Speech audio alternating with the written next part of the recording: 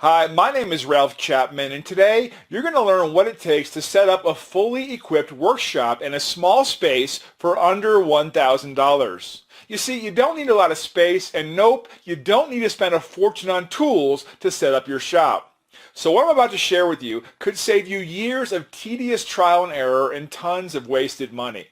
Over the next few minutes, you'll discover the three most common mistakes people make when setting up a shop and how you can avoid them right from the start. It's kind of heartbreaking for me because I believe anyone can set up a shop in a small space without taking on a second mortgage. And it's probably not as difficult as you might think. But there's a lot of misinformation on tools and shop setups. So today, I'm going to break down the three most common mistakes and how you can avoid them. So let's dig in. Mistake number one, buying tools you don't need. I've seen so many people buying stuff that they don't need, and it ends up only being used once. If you don't need the tools yet, or if you don't know if you will need them in the future, you might just end up wasting your money. You should buy tools as you need them. Consider this. Does this tool meet my need today? If it does, how long will I take to outgrow it? As for me, I'll always recommend hand tools first. A few simple and inexpensive hand tools, chisels, a mallet, a saw or two. There, you haven't even spent $100 and you can get started making fine crafts. For the best bang for the buck power tool, well, my vote goes to a good circular saw and guide. It's useful for a lot of dimensioning and edge jointing and panel jointing. Mistake number two, overspending on tools. Now, I know many people who have spent an incredible amount on tools. I was guilty of that myself. I once believed in the buy as much of a tool as you can afford theory. But when reality sets in, you realize this might not be true for all your purchases.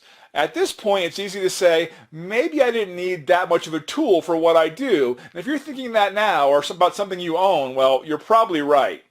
But it's not really completely our fault. You see, this industry has a big problem. Tool manufacturers need you to keep buying the latest tools to increase their profits, and they spend a ton on marketing to do that. Now, I've purchased more tools than I care to mention based on the comments from the professionals in the woodworking magazines. I want to tell you one thing. You got to understand that many of these recommendations are based on limited knowledge and paid sponsorship. In other words, free tools for them. So you got to take their advice with a large grain of salt. Also, tool manufacturers will keep coming up with minor upgrades that are not necessary. So ignore the marketing efforts of tool companies while you make the right decisions in tool buying.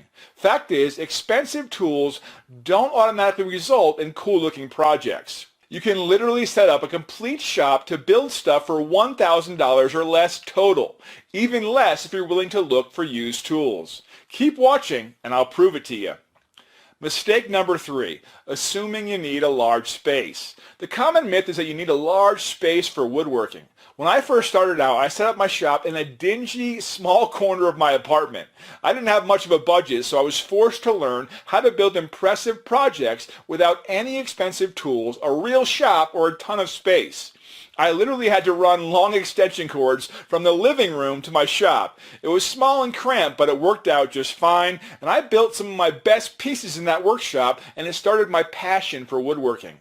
So don't be discouraged if you don't have adequate space. Truth is, you don't need crazy expensive tools or even that much space to make stuff.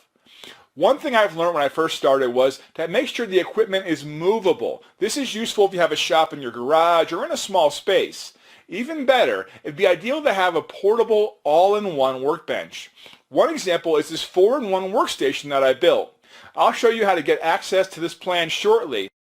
These three common mistakes are why many people give up and never pick up this beautiful hobby. In fact, many books or tutorials don't even mention them.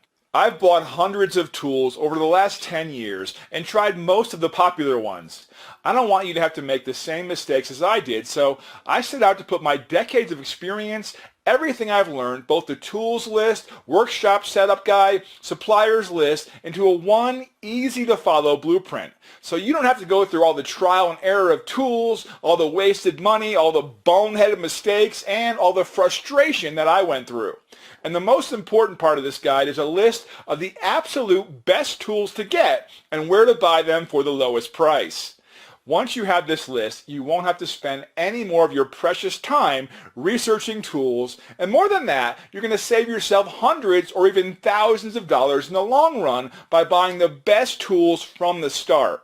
Even Amazon, Lowe's, and Home Depot will not give you the best price on quality tools like you think they will. But my secret tool source can save you at least 70% off their prices, and no, it's not Harbor Freight.